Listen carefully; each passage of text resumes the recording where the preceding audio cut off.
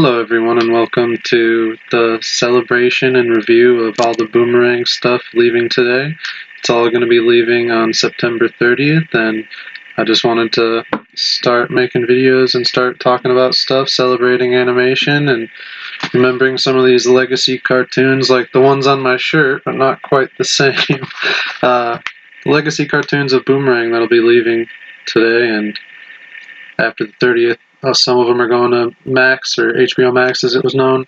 But other than that, some of this stuff might be off streamers indefinitely. We don't even know when or if it'll return. I mean, I'm sure it'll show up here and there, but I just wanted to watch some of the good stuff that I saw in there, or stuff I saw reviewed well, or stuff I remembered, whatever we can cram in before midnight, really, and as much as I can watch and just talk about it and celebrate it with you guys, anybody watching out there. And just, yep, I don't know. I don't know what else to say. But, yeah, I'm excited. Alright, I'm going to pause it. I've never seen Taz-Mania, so I'm going to start out with that one. See how the pilot holds up these days, especially after seeing a viral post about Taz-Mania just yesterday. It's kind of ironic and sad that it's going away, and I'm watching it now. But let's give this a shot. I'm going to see how long it is. Looks like it's only 11 minutes, so I'll be right back and let you know how it goes. I've never seen this, but I do remember it being on TV. Still in the first scene, but Cherry, please. pretty interesting to see Taz have a family. You say the sweetest thing. Don't worry, I rewound it because I was not paying enough attention. I should probably be pausing it when I talk. I'm so new at this, but I guess I never knew Taz was the only one in his family that couldn't talk, and if you didn't know that, now you do as well. I mean, I knew the sounds he made and stuff, but I didn't know his family would be making fun of him for talking, how you might be making fun of me for fixing my hair. About halfway through the episode, and I'll say so far I like the colors a lot, the layout of Taz family's house, all the Taz stuff going on, obviously, that's expected. I noticed something that you don't see every day, and it's, well, I guess the episode's called Like Father, Like Son, so that's the main focus, but it shows the father holding hands with Taz, his son, which, I would not expect to see in a Taz-centric show, but, it's just something you just don't see in cartoons or any media these days. I mean, it's akin to a father, kissing the son on the lips or forehead. Like, I don't know, it's used to happen, maybe even in real life more than it does these days. I don't really know. I don't have any kids myself, but, and I don't know, I just don't see it as often, and I thought that was of note.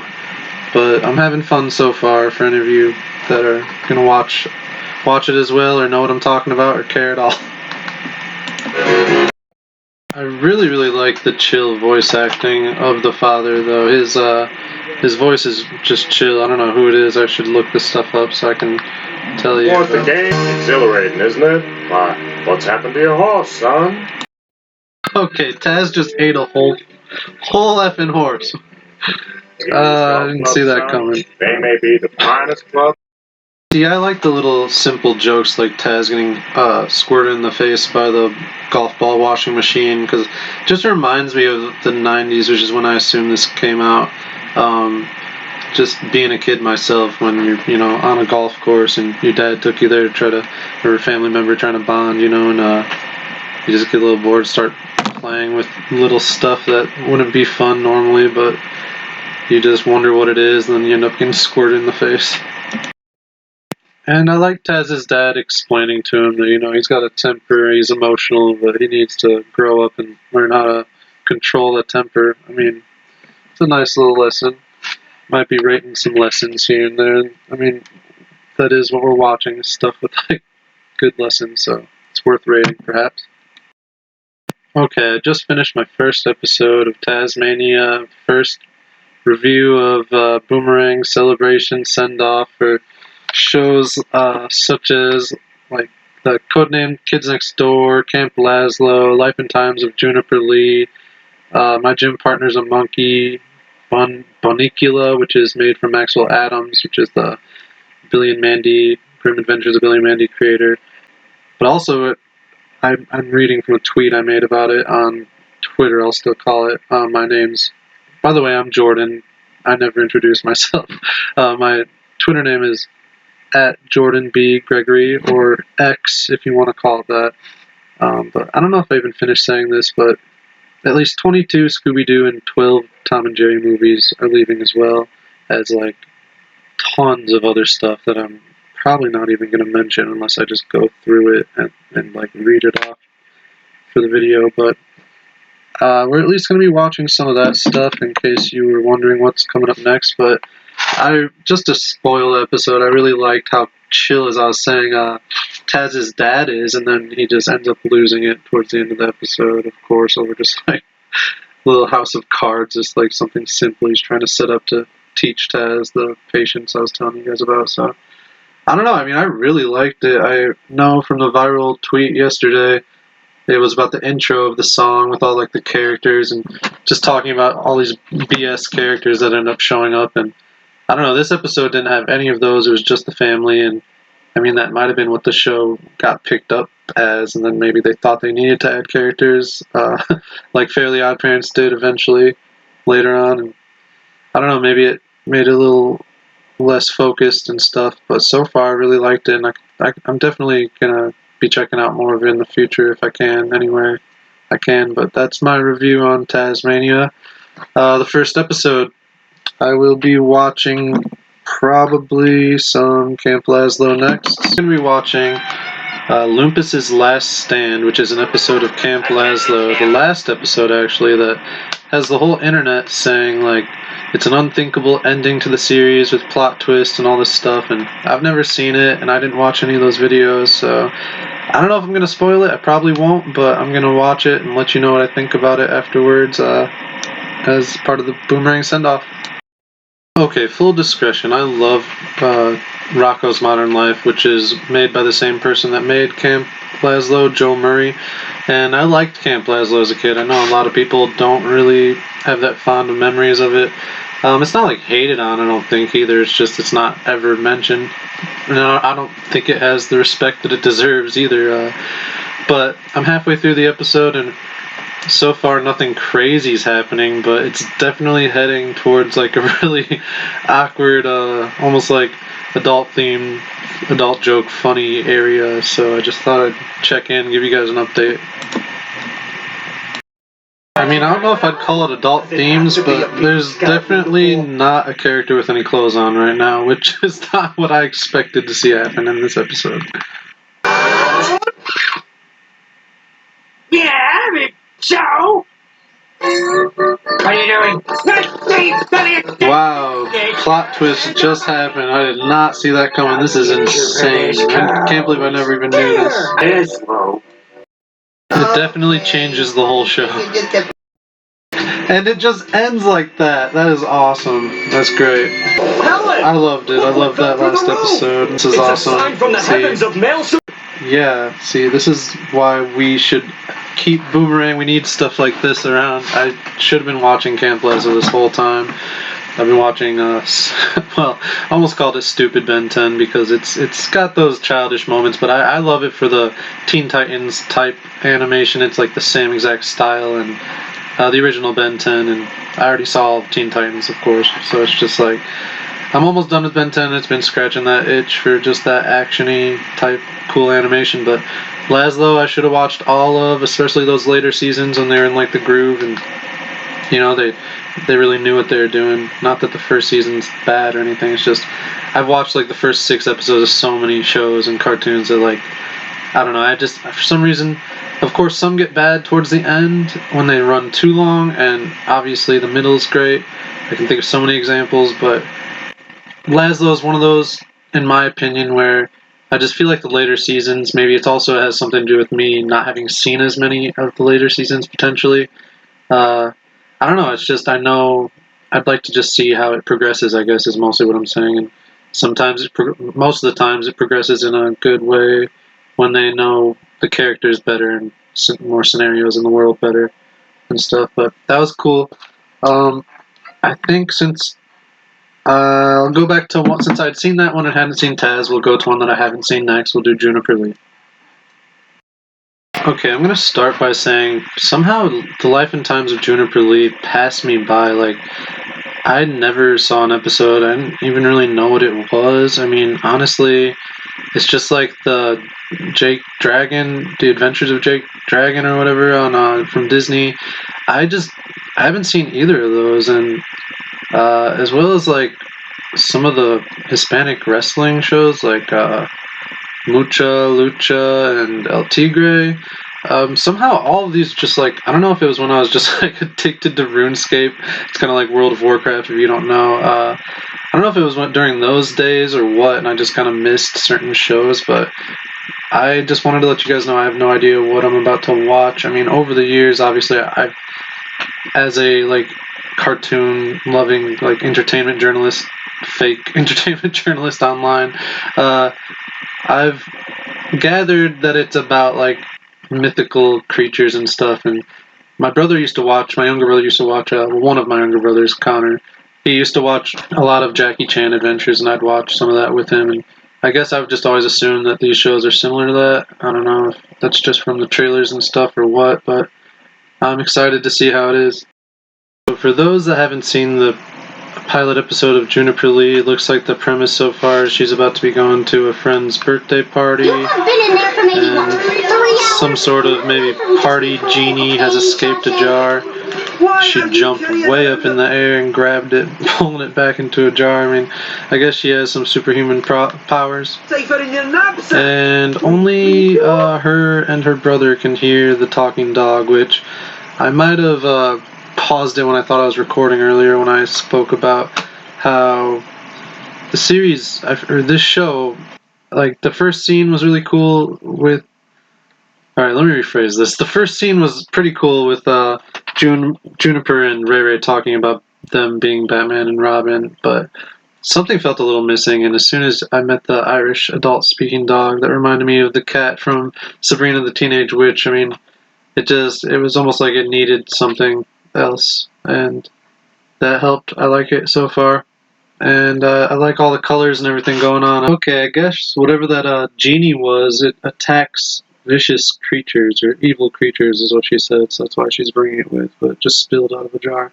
This horrifying clown that they have at this birthday party I mentioned earlier, and they just referenced that it was between a magician, a horse, or a clown, and then there's a line from another character saying the lesser of three evils. Like, for what girl's birthday party or any birthday party in the existence of humanity was the clown the lesser of three evils when it comes to a magician or a horse, especially for girls, like I said. So, I don't know, that's kind of weird.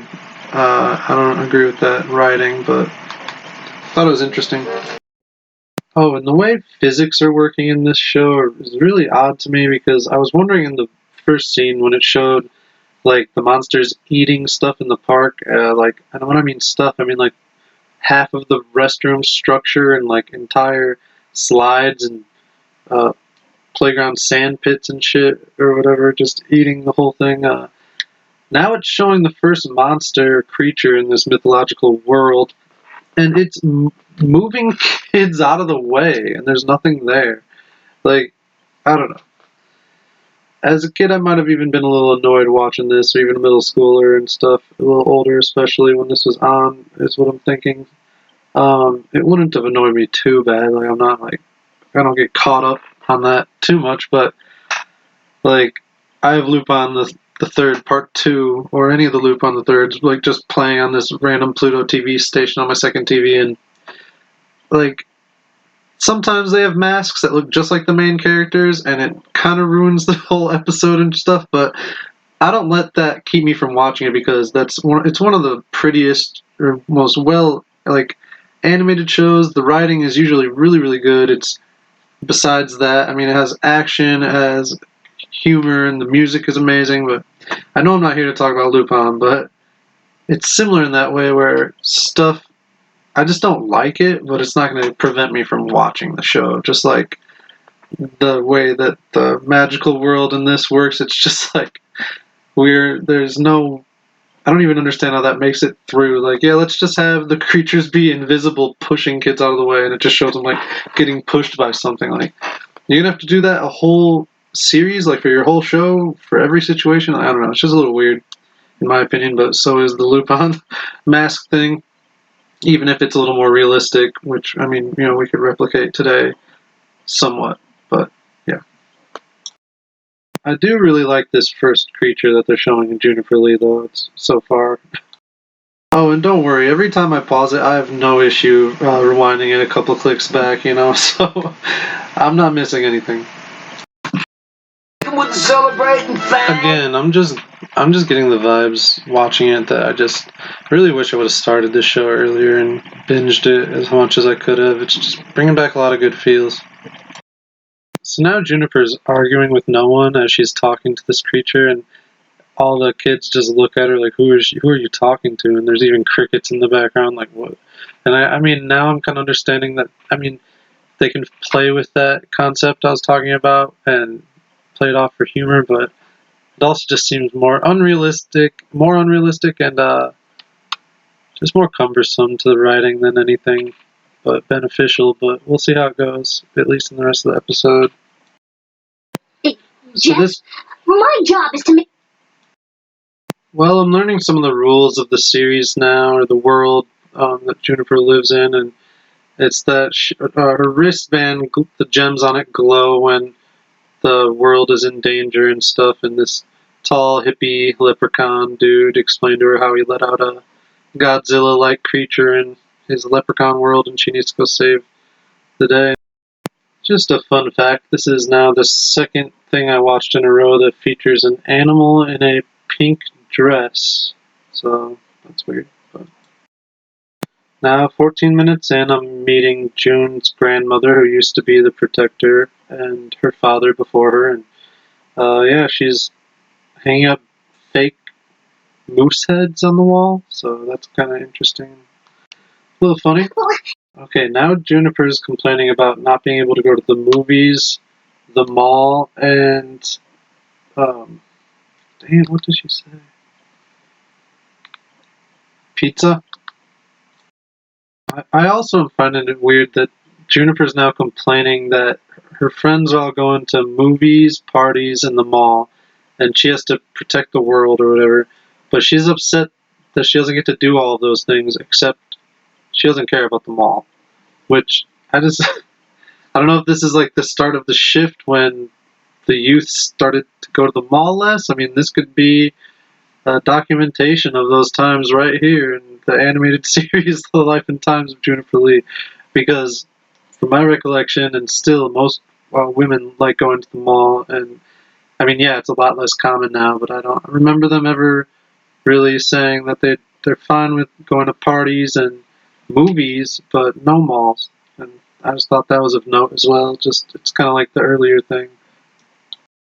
So like I mentioned earlier, unless it was when I goofed up the recording, I do like action cartoons and stuff, especially from this era, like Teen Titans, and that's why I'm watching some Ben 10 now, or all of it, But it's cool to see her do a flip and like kind of almost like just leaving her grandma's house to go stop this beast in the leprechaun's world or whatever.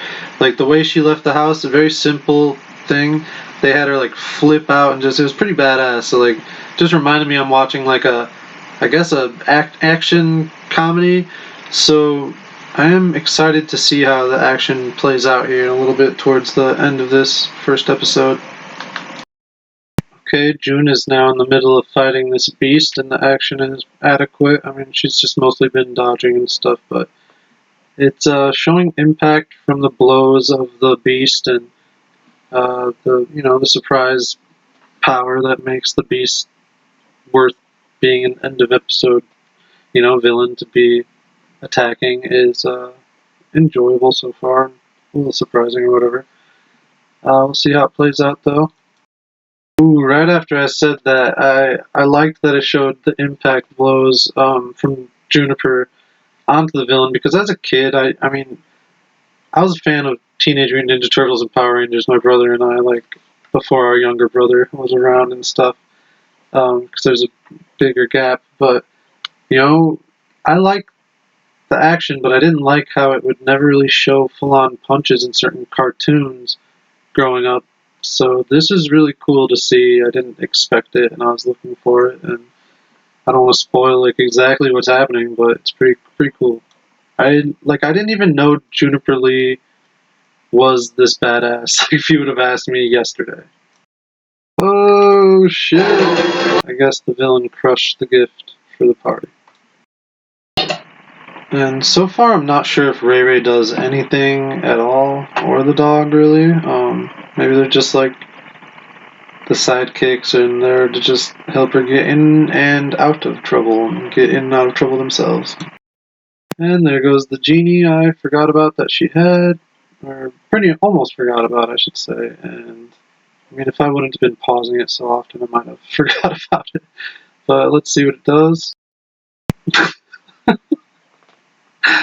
Alright, so this genie that's just like floating around, happy the whole time it's escaping from the jar earlier and stuff, like, it's just like, freedom, I'm not happy to be free. It just sees this villain, immediately gets pissed AF, and just charges it as it's screaming in terror. The main bad here in this first episode. That was kind of weird, but whatever, I guess. There is like a notable amount of collecting going on in this pilot episode of Juniper Lee. Earlier mentioned her grandma collecting dead moose heads to hang on the wall, and it's not a real. I mean, it's a spoiler because it's at the end of the episode, and it's what the gift was. But like, it has to do with what I'm talking about. It's not a big deal at all, and it's that the gift was a snow globe to give to June's. I'm assuming her best friend, or at least one of her friends. One of the two female friends, or I don't know if you're supposed to say female anymore. The two gal pals she has. But yeah, and I think she had mentioned something about her collecting it. It's one that she's been wanting and stuff. So, as a collector myself, one day maybe I'll post my collection once I have it all together and stuff, and I'll be posting it on this channel. But just as a collector myself, it's really cool to hear and see, and surprising to see it featured twice in this episode. Excuse me for clearing my throat. The episode ends with this hippie leprechaun being like, "You're gonna score me up some cake," and that's cold, dog. You're gonna do me like that, or whatever he says. It's pretty random and weird. Overall, it was a good first episode. I didn't really like, I guess, how like she got rid of that villain with the stupid genie or whatever. I mean, it was funny and surprising, I guess. There was a little twist on expectations, which is nice, I suppose. Definitely, this is why if I start a podcast reviewing pilots, it's probably going to be called the first few, or the first couple, or even the first two, because I mean, I definitely want to see like how other episodes of this series goes. I'd even almost like to just see like how it ends, to be honest, but I don't know if I have time for that today. I want to watch some other stuff, and let's see what's next. Okay, this next one, not a lot of people like, so I'm just going to tell you what the order of the next stuff I'm going to be watching is, so that way if you don't like these next two, then you can skip ahead, potentially to the end. I'm going to be watching My Gym Partner's a Monkey next, probably the last episode or something like that, because I don't really want to watch just the first one. I've probably seen it, and I didn't really like the show that much as a kid, but like at the same time, it might be nostalgic, and I just want to see if it has any redeeming qualities, see maybe how it ends, honestly. That'd be kind of interesting, because otherwise I'm never going to do it. And the next one will probably be Bunnicula, which I mentioned earlier is from the Grim Adventures of Billy and Mandy creator Maxwell Adam. It's actually a remake of the cartoon from like a long time ago, I think the 70s, I believe, or something like that. But I haven't heard that much about it, so I don't know how that's going to be. That might be kind of funny or horrible. And then I'm probably going to end it with Codename Kids Next Door. I don't know, I watched the first episode of Kids Next Door like yesterday or something, because I didn't plan on doing this. I didn't realize it was all going to be leaving. And that first one is awesome. Like, right after the intro, it has like an introduction of each of the five, main kids.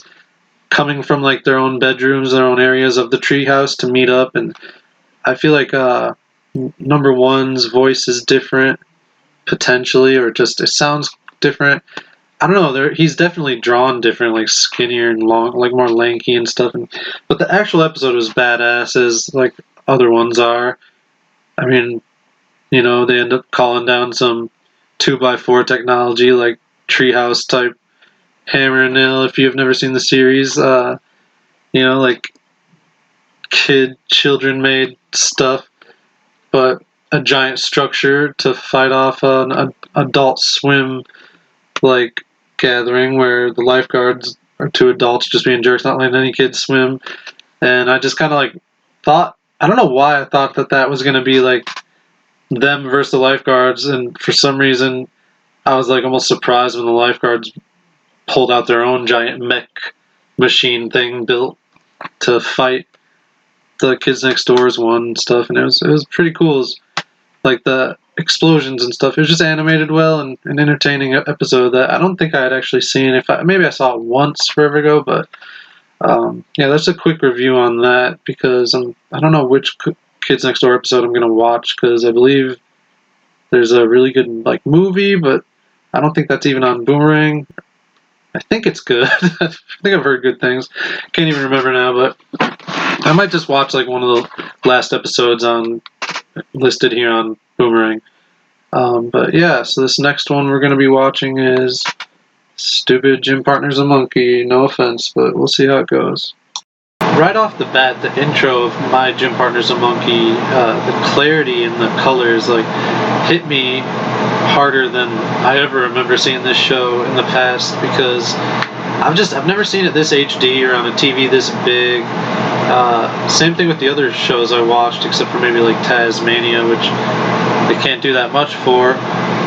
It's just, it definitely adds some more, to the show. I can't even think of a word to say. It adds more appeal. That's what I'm looking for. And I don't know, obviously the writing and some of the voice acting would have probably annoyed me, but already it's making me wish that I would have gave myself enough time to go through and see those specials at the end so I could have enough time to finish them, watch them, before they're gone forever maybe. Tom Kenny is just such a talented voice actor, because immediately as Jake the Spider Monkey, like, I'm trying to hear SpongeBob, I can hear a little bit, but not really. I mean, it's its own character, because then I'm trying to hear Heifer from Rocko's Modern Life, and you don't hear too much Heifer either. Like, Jake the Spider Monkey is his own character. It's just so interesting how much talent he has in that realm of designating his voice to a specific tempo and everything for specific characters. And this show, for anyone that hasn't seen it, has a very simple premise, just about a human going to a school full of animals, where he's the only human and his gym partner is obviously a monkey. So I totally forgot about the cast of friends that the two main characters have, including the like wise talking. What is he, a koala? I don't know, he's like some huge ass bear. I guess he's a koala. Some giraffe that you never see his head pretty much, if I remember correctly. And a toucan bird. And they've already referenced the MTV show Yo Mama, unless they're making up Yo Mama in their own universe as a different show, which was kind of a odd shout-out reference. Oh, and the snake. Their friend, the weird snake with hair. This is definitely one of those shows I have no idea how it ran for as long as it did. Nobody talks about it on the internet or in person. Oh my gosh, sorry. I'm just not used to looking at myself but while I talk. But anyway, the voice acting is just despisable. I don't like almost any of the characters.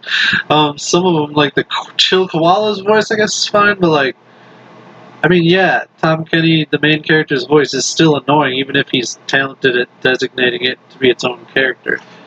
But I don't know. It's also mixed with that choppy animation style. I don't know if it's flash animation or not, or like what it is, but it's just one of those shows that it even has gross out humor, like with the Jake the Spider Monkey's butt all the time. And I don't know. I'm only watching it as a send off tribute because otherwise I'm gonna forget it existed forever, just like everyone else that ever watched it. I will say a redeeming quality I've noticed in the classroom here are the character designs are pretty imaginative, and they have animals dressed up and designed in ways that I haven't seen even in stuff like Zootopia and everything else. There's been so many depictions of animals in clothing that I haven't seen like this, so that's a little plus. I just realized my air was on for like the majority of me reviewing my gym partner is a monkey, so I don't even know how much of that I'm going to show. But it's not that redeemable of a series in itself.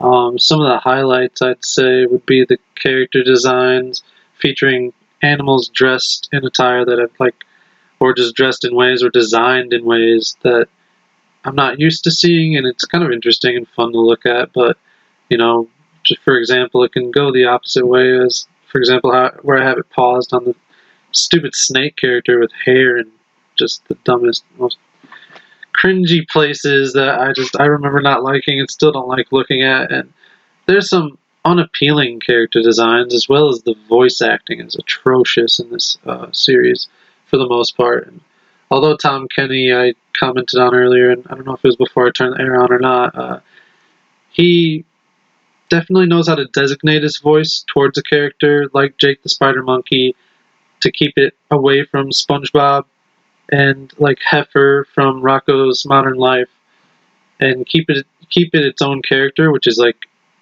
a testament to his talent. But it's still kind of an annoying character in general, showing his butt, and just the lines, and yeah, even some of the ways that the lines are delivered, I guess. And it's just kind of an annoying show. I'm only watching it as a pretty much just as a tribute to it, a send off to my childhood, part of it, and just because I went a long time forgetting it exists, and I'll probably forget it exists in the future unless I talk about it here, and then maybe I'll always have that little reminder. But yeah, we're seeing how this second top rated double episode goes, and the first one so far is nothing special, just featuring the snake shedding its skin and not knowing what's happening, which is an okay premise, I guess, but the other characters thinking they're sick and freaking out.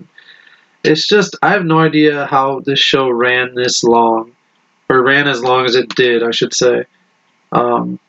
Just nobody talks about it on the internet or in person, and I'm just surprised to see it got as many seasons as it got. And I remember back then being kind of annoyed and as well as surprised that it was still on the air for as long as it was. Alright, I believe the second half of this episode, that's the second rated highest, is probably the one that people are talking about just from even the very first minute of footage, which could include the theme song as well. It's just that it starts out with Jake the Spider Monkey looking at a diamond being like, pretty, pretty, my precious, practically like Gollum, a play on Gollum. And I saw on the IMDb trivia that I believe it's inspired by Poltergeist, unless that was the previous episode. But either way, we'll see. I know that was a Lord of the Rings reference, but it's probably this one. So far, the episode is definitely a play on Lord of the Rings, but it has a lot of funny gags, and I'm enjoying the writing and everything so far, like 10 times better than the one beforehand. That was kind of interesting, watching the main character getting shaken down for lunch money by the lunch lady, and the principal falls out of his pocket, which is a frog. It was just a quick flash gag, but just a little weird and funny. The premise of this episode is pretty much the Jake the Spider Monkey found a shiny glass doorknob and is hypnotizing everyone into getting what he wants. Well, I definitely enjoyed that second episode a lot more. It even had a gag that made me laugh out loud a little bit, and I don't know, there was another couple good gags and like a good build up to the climax at the end. It was better times, so I'm happy I watched that episode called Shiny Thing of the Monkey Partner show. Okay, I drank some caffeine. I'm going to try to kick up my mood a little bit, and we're going to switch over to Bunnicula, which is, like I said, a remake of a 70s cartoon from Hanna-Barbera. Play on Dracula with a bunny that eats carrots instead of blood. I don't know how it's going to be at all. I'm assuming it's just a Saturday morning cartoon that not much is going to happen in, but I'll be reporting back shortly. Now starting the first episode of Bunnicula. So it looks like Eric Bauza, who voices Bugs Bunny and like tons of Looney Tunes characters. His wife, Jessica Borutsky, is the director and like co-creator, I think I said, and storyboard artist and everything of this show, alongside Maxwell Adams on the creator credit, I believe. And it was, but yeah, directed and all this other stuff is by Jessica Borutsky, who, yeah, is Eric Bauza's wife. I never knew. So I thought I'd let you guys, any of you animation fans out there, know that as well, if you didn't already before. So far the show's starting off with the talking cat, talking dog, Bunnicula is nowhere to be seen, and there's a giant cockroach ready to find Bunnicula, I guess. So that's the premise we got going on. The color palette of the series is definitely more dark themed, as it's a vampire centric show, but they're still nice, and the animation is actually fluent and like nice. Doesn't seem too cheap, and the voice acting isn't grating on my ears, at least not every character. Just not that much has happened yet to really judge, I guess, but just wanted to comment on some of the other aspects of the series. Right after I unpaused it, the action started taking off with the dog and cat discovering a mummy statue that transforms into a living mummy that has telekinesis powers and stuff. So it looks like it's another paranormal and mystical creature show.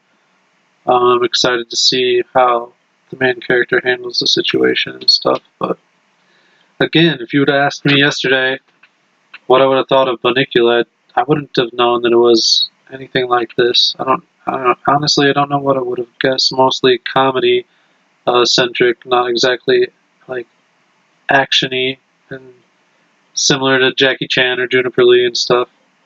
That type of mystical creature show, but we'll see how it finishes. I'm at about the halfway point to the first episode. I guess all in all, it's an okay premise, just about, like the two pets annoyed by the vampire bunny their owner found in the basement that's attracting these monsters and crap.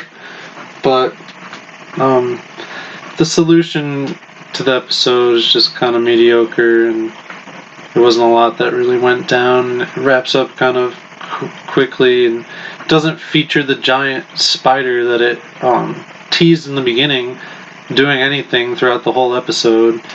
Instead, it's just a lackluster mummy telekinesis monkey, like I was telling you. Just, I don't know, it's kind of obvious so far, at least, as to why this series didn't take off in popularity. I'm almost curious just to see even what the second episode is like. I might skim through it. We're going to be going on to Codename Kids Next Door next. It does look like the second episode of Bunnicula has a little more going on in it, but I can't see myself steadily watching a show like this, or anyone really, unless they were just to throw it on around like Halloween or something, which would have been nice to do coming up if the service was sticking around and I would have seen it. But like I said, we're going to go on to Codename Kids Next Door now. Alright, we're going to be watching the second top-rated episode of KND, which is the second season's 13th episode. And the reason we're not watching the top-rated episode is because it's the series finale, and it's 45 minutes long. And I'm trying to cram as much in here as I can. I should have started this video series earlier in the day, then it would have been more fun. But at least I can hold off on some of these movies and still potentially go on a big Cartoon Network movie watching spree someday and maybe even review them all a lot better than this first attempt at just trying this new format and everything. This is no doubt and absolutely my favorite show out of any of the shows leaving the service today, but it definitely doesn't look as clean or as HD as some of the other cartoons I already watched, which is kind of crappy to see. I was hoping it'd be like beautiful and everything, but it does have the only theme song that I was willing to sit through and not skip, even if it is just like music and stuff. I already gushed about this series. It's just the premise, if you don't know, kids versus adults. Then it features like 5 kids that are in this really elaborate, cool treehouse. And I don't know, I miss the show a lot and I need to watch every episode someday. And I'm reviewing the Operation End, which stands for Everyone Nearly Decommissioned, which happens to the kids next door as they get older. They become decommissioned before they become teenagers and then adults. So supposedly we've all been a part of the kids next door. We just don't all remember. And that's a really cool concept when you're a kid watching the show. And that's the premise of this episode is the main character, or I guess I should say not the main character, the leader of the group, Nigel, or number 1, has been told that he's due to be decommissioned by number 86, a fellow kids next door leading operative. And he's like, you went to school with me, you know how old I am. She's like, orders are orders. That's the premise so far. A major appealing factor of the show has always been the vehicles, and as well as the contraptions that the kids invent. And it's just, it definitely added some seriousness to the show with the added element of the firepower to those vehicles, but you can almost feel in certain scenes like this that I'm watching, like that it could almost get to the level of Powerpuff Girls, where you could see it as a film, but I don't know if it is quite serious enough for that. But it's starting to make me think of like other cartoons and just how inherently certain cartoons are created with such a strong premise. Like, just immediately comes to mind is like Wild Thornberrys and Rugrats for some reason. Like, those were shows, and although this is a strong premise, it might be the animation style and the humor.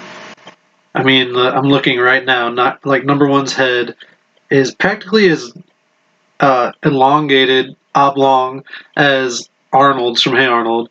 We've got number 2, who's just a circle with legs and feet. He has no waist. His whole body and torso is literally a circle.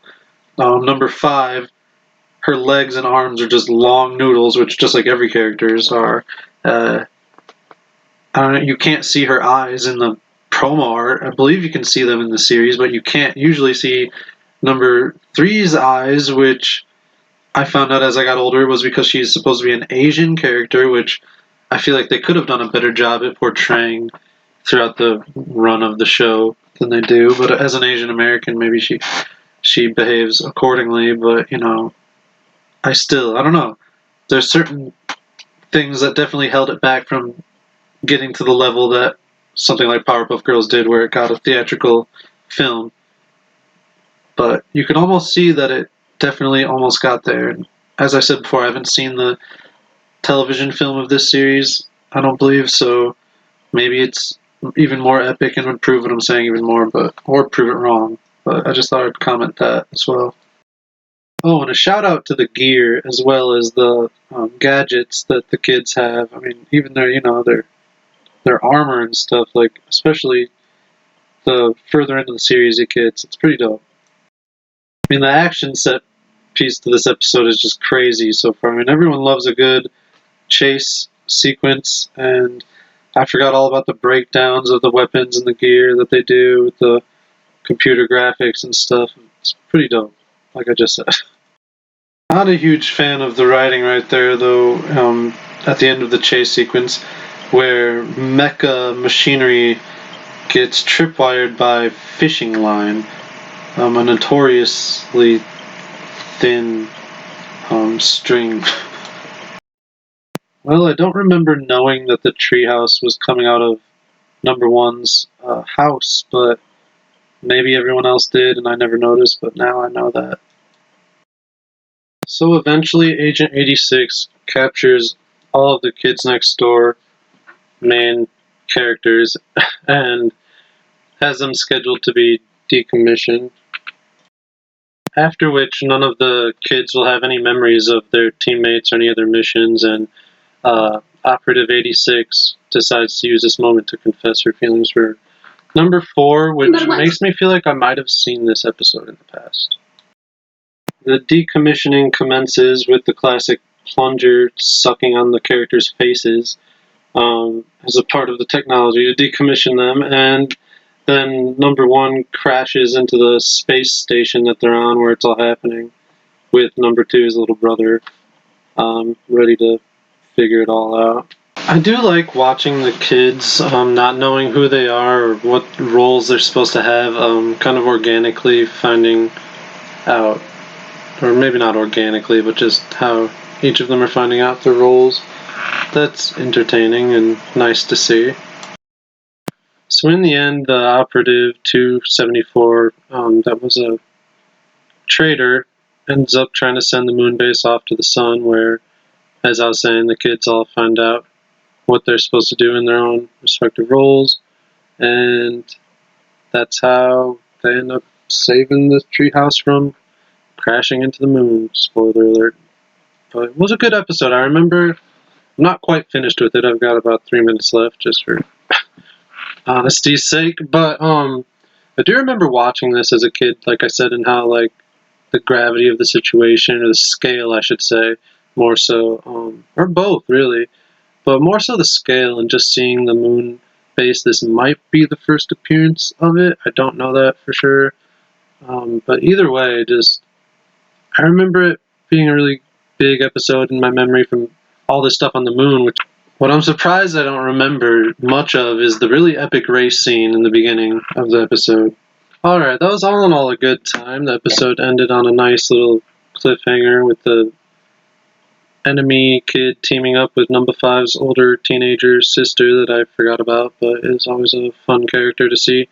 I can't finish talking about this series without shouting out the creative villains and just the awesome villains. I mean, that's what makes the show about a good 50% of what it is, the other 50% being everything else I already talked about. But yeah, I don't know exactly what I'm going to watch after this. Oh, before I'm done as well, I really wish we could see a Galactic Kids Next Door, like an even kind of like maybe Fiona and Cake series where it's like Adventure Time turned into an adult type series where it's for everyone pretty much still, but it's leaning towards adults. That'd be awesome as heck to see with Galactic Kids Next Door.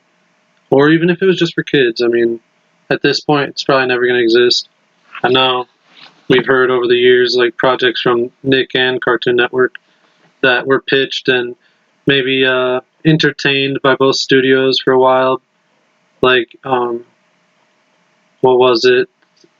The Jimmy Neutron revival recently was announced how it was going to happen in 2020, then it didn't. And I believe a prequel series for Courage the Cowardly Dog is the same thing, because I've tweeted the creator myself years ago, and then he just responded with ... and then I found an article announcing that a project about a prequel series, which I was mentioning, and I thought it was him saying, oh ... it's already being made. But after so many years now passing and everything we know about all the studios and companies and everything, like, I think that he was saying ... as in like people see people want it, and you guys didn't want to do it.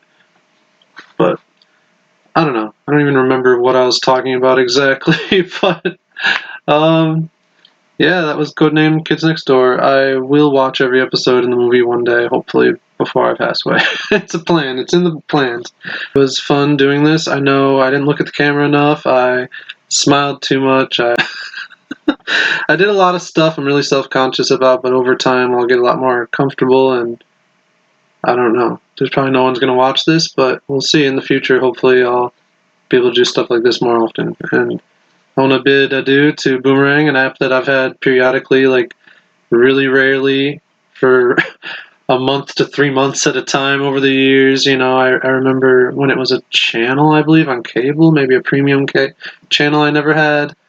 I don't know for sure about that, but I never watched it enough. I'm happy they added stuff like Kids Next Door and all the other, like, more recent cartoons, but again, it's sad to see it all go, and it will be missed. But this is Jordan at Jordan B. Gregory on Twitter, and see you guys later.